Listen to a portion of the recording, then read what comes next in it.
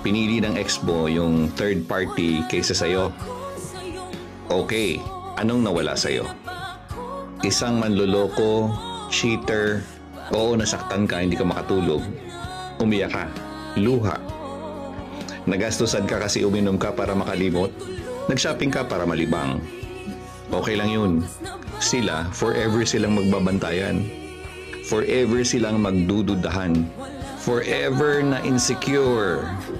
Kasi alam nila na kung kaya nilang nakawin ang partner nila ngayon, anong garansya na hindi ito mananakaw ng ibang tao sa kanila?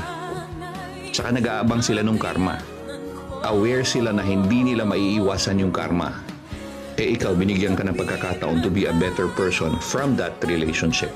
Ang daming tao sa mundo, hindi ka mauubusan. You deserve a better person to be with you.